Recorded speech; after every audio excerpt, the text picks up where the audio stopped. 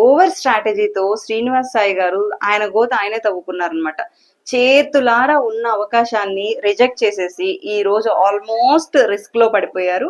And మనకి voting analysis కి వచ్చేసరికి ఓట్స్ అనేది కింద నుంచి అంటే కింద వాళ్ళు పైకి రావాలన్నా చాలా టైం పడుతుంది. అండ్ లీస్ట్ ఓటింగ్స్ ఉన్న వాళ్ళు పైకి రావాలన్నా కూడా చాలా టైం పడుతుంది. అండ్ మీరందరూ ఎవరికి ఓట్ చేయాలనుకుంటున్నారో కింద కామెంట్ చేయండి. Vote for Ramu, vote for Sanjana అని ఓట్ చేయండి. అండ్ ఎవరైనా ఛానల్ని సబ్స్క్రైబ్ చేయకపోతే ప్లీజ్ సబ్స్క్రైబ్ చేయండి. పక్కనే ఉన్న బెల్ ఐకాన్ని క్లిక్ చేయండి. ఇంకా మనం ఓటింగ్ అనాలిసిస్కి వచ్చాము అంటే ఫస్ట్ నుండి కూడా అంటే బిగ్ బాస్ సీజన్ 9 స్టార్ట్ అయినప్పటి నుంచి తనూజ నామినేషన్స్ లో ఉంది అంటే ఆల్మోస్ట్ తను ఎప్పుడు టాప్ లోనే ఉంటుందన్నమాట. అలాగే ఈ వీక్ కూడా ఆల్మోస్ట్ 40% ఓటింగ్స్ తో దూసుకెళ్ళిపోతుంది అండ్ సేఫ్ జోన్ లోనే ఉంది. మీరు గమనించారంటే మాధురి గారు ఫస్ట్ వీక్ లాస్ట్ వీక్ మొత్తం తన ఒరిజినాలిటీని బయట పెట్టేసి ప్రతి చిన్నదానికి అండ్ తనూజాను కూడా చాలా హ్యూమిలేటింగ్ గా మాట్లాడింది. నానా నానా అనుకుంటూ నేనేం బాండింగ్స్ కోసం రాలేదు, గేమ్ కోసం వచ్చాను అది ఇది అనేసి. అదే ఆవిడ ఈరోజు తనూజ విసుక్కుంటున్నా కూడా ఈవిడ ప్యాంపరింగ్ చేయడం. ఇన్ని రోజులు బర్నీ గారిని అన్నారు కదా, నువ్వు ప్యాంపరింగ్ ఎక్స్పెక్ట్ చేస్తావు, సో వాళ్ళతో ఇలా చేస్తావు, గేమ్ కోసం నువ్వు సపోర్ట్ కోరుకుంటావని. బట్ ఇప్పుడు మాధురి గారు చేస్తుంది కూడా అదే. అండ్ రమ్య మోక్ష అడిగినప్పుడు కూడా లైక్ నామినేట్ చేయడానికి మీరు కూడా ఇమాన్యుయల్ దగ్గర టోకెన్ తీసుకొని చెయ్యండి, బికాస్ ఒకవేళ ఒక ఓటే కన్సిడర్ చేయరు 2 ఓట్స్ చేస్తారు అంటే తన నామినేషన్స్ లో ఉండదు అనేసి చెప్తే కూడా మాధురి గారు ఏంటంటే తను ఎలాగూ అంటే ఇక్కడ ఏంటంటే వీకెండ్ ఎపిసోడ్ లో మనకి ఆది గారు వచ్చి కొన్ని హింట్స్ ఇచ్చారు కదా, లేడీ విన్నర్ కూడా అవుతావంటే అప్పుడు వీళ్ళకి క్లియర్ అయిపోయింది అనమాట. అందుకనే ఇంకా మాధురి గారు కొంచెం సేఫ్ జోన్ లేకి ఇన్ని రోజులు అందరు మాస్క్లు అన్నారు, ఇప్పుడు ఆవిడ పెద్ద మాస్క్ పెట్టుకొని గేమ్ ఆడుతున్నారు. ఎలాగైతే సీరియల్ ఫ్యాన్స్ కావచ్చు, గేమ్ చూసిన ఫ్యాన్స్ కావచ్చు, కంటెంట్ వల్ల వచ్చిన ఫ్యాన్స్ కావచ్చు, ఒకవేళ పిఆర్ అనుకోండి, వాట్ ఎవర్, తనైతే ఆల్మోస్ట్ సేఫ్ జోన్ లో ఉంది అండ్ టాప్ 1 లోనే ఉందన్నమాట ఓటింగ్ అనాలిసిస్ లో. నెక్స్ట్ వచ్చేసరికి ఆర్మీ పవన్ కళ్యాణ్. ఆల్రెడీ వీళ్ళిద్దరి బాండ్ గురించి నెగటివ్ గా రావడం, చాలా రావడం. అండ్ బర్నీ గారు ఎలిమినేషన్ తర్వాత అందరూ తనూజాని అండ్ దివ్యాని మీ వల్లే ఆయన ఎలిమినేట్ అయిపోయాడు, ఈ బాండ్స్ వల్లనే వెళ్ళిపోయాడు, అవి ఇవి జరుగుతూనే ఉన్నాయి. ఇంకా ఆర్మీ పవన్ కళ్యాణ్ విషయానికి వచ్చేసరికి టాస్క్లు అయితే మనోడు అదరగొడుతున్నాడు. ఫస్ట్ వీక్ 2 వీక్స్ పాపం కనిపించలేదు అని అన్నారు, తనుజ చుట్టూ తిరుగుతుంది అన్నారు. తను గేమ్ ని తనైతే చాలా చేంజ్ చేసుకుంటున్నాడు. బట్ మొన్న నామినేషన్ విషయంలోనే ఇమాన్యుయల్ ని కొంచెం మోసం చేసినట్లు అనిపించింది కానీ, బట్ మేబీ అది తన గేమ్ స్ట్రాటజీ కావచ్చు. ఎలాగైతే ఆల్మోస్ట్ ఏం కాదు, సేఫ్ జోన్ 20% ఓటింగ్స్ తో ఆర్మీ పవన్ కళ్యాణ్ కూడా దూసుకెళ్తున్నాడు.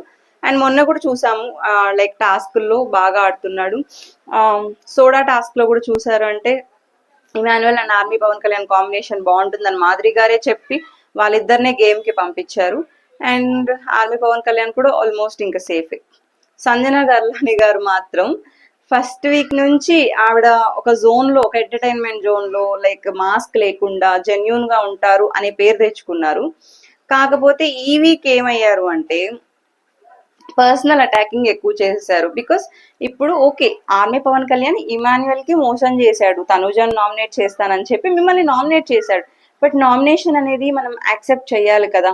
సో నామినేట్ చేశాడు కదా అనేసి ఈజీగా అన్ని స్టేట్మెంట్స్ పాస్ చేసేసి, అంటే నిఖిల్ తో వెళ్ళిపోయిందని నువ్వు తనుజాని ఇంప్రెస్ చేయడానికి నన్ను నామినేట్ చేశావు, ఇవన్నీ మాట్లాడడం. మేబీ ఆవిడ ఇంకా ముందు ఉండేవాళ్ళేమో, సెకండ్ ప్లేస్ లో ఉండేవాళ్ళేమో. బట్ స్టిల్ కొంచెం నెగిటివిటీ, బట్ నెగిటివిటీ అయినా కూడా కంటెంట్ ఎక్కువ వచ్చింది అండ్ స్క్రీన్ లో బాగా కనిపించారు కాబట్టి అండ్ ఆవిడ 3rd పొజిషన్ లోనే ఉన్నారు. నెక్స్ట్ ఇంకా దివ్యా నిఖిత.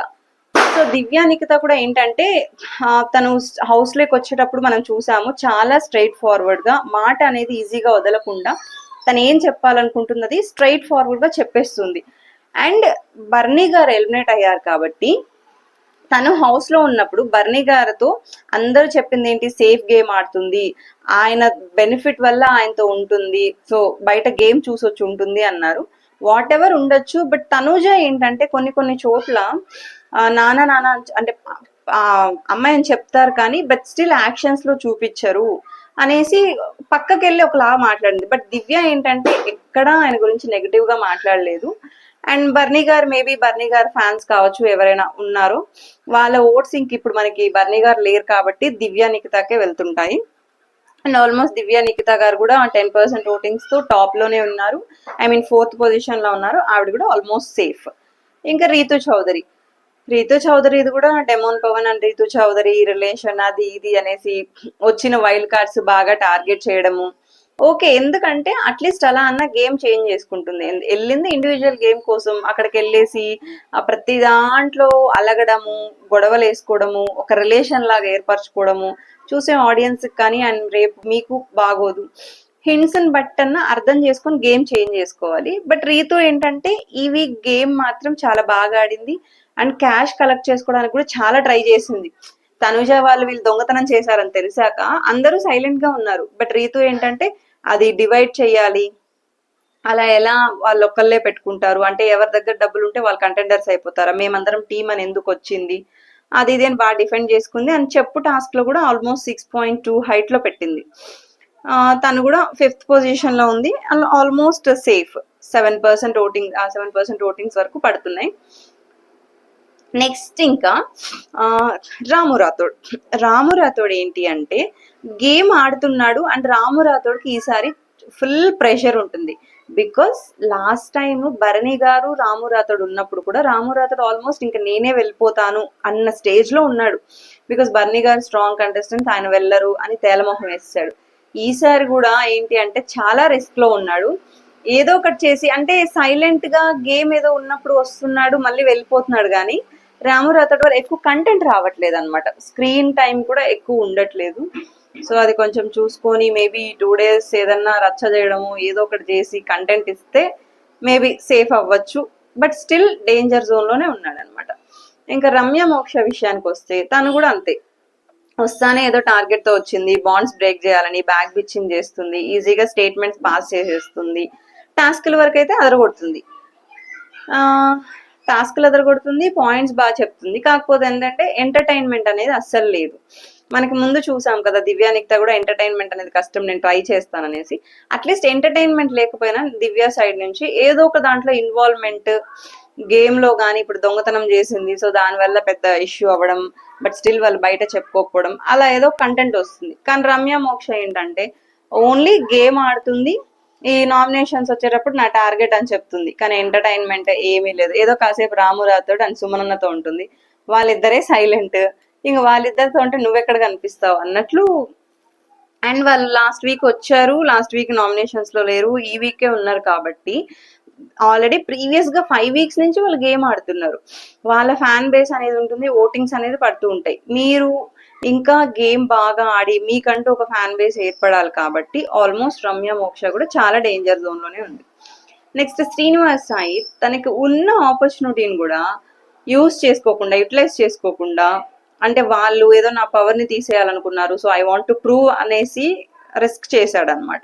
ఇది చాలా రిస్క్ అనే చెప్పాలి. బికాస్ రమ్య మోక్ష విషయంలో ఎలా జరిగిందో వైల్డ్ కార్డ్స్ గా వచ్చారు, ఇంకా ఓటింగ్స్ అనేది ఫ్యాన్ బేస్ అనేది ఏర్పడాలి, మీ గేమ్ ఆడియన్స్ చూసి నచ్చి వెయ్యాలి.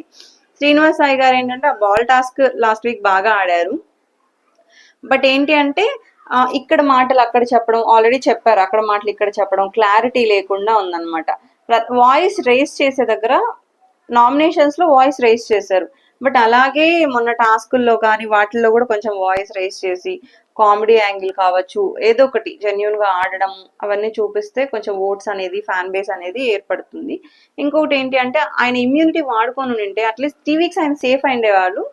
అప్పటికి ఆయన గేమ్ చూసి నచ్చేవాళ్ళు, మేబీ నచ్చితే ఉంచుతారు, లేదంటే ఓటింగ్స్ తో ఇది చేస్తారు. ప్రస్తుతానికైతే ఓటింగ్ అనాలిసిస్ మొత్తం ఇలా ఉంది. ఆల్మోస్ట్ పైన ఉన్న వాళ్ళందరూ సేఫ్. ఎక్కువ డేంజర్ జోన్ లో ఉన్నది రాము రాథోడ్, శ్రీనివాస్ సాయి అండ్ రమ్య మోక్ష. ఇంకా నెక్స్ట్ వీడియోలో వచ్చేసి చాలా ఇంట్రెస్టింగ్ అండ్ షాకింగ్ అప్డేట్స్ పెట్టబోతున్నాము. ఈరోజు చాలా షాకింగ్ అప్డేట్స్ ఉన్నాయి. ఎవరైనా ఛానల్ ని సబ్స్క్రైబ్ చేయకపోతే ప్లీజ్ సబ్స్క్రైబ్ చేయండి, పక్కనే ఉన్న బెల్ ఐకాన్ ని క్లిక్ చేయండి. Thank you for watching the video.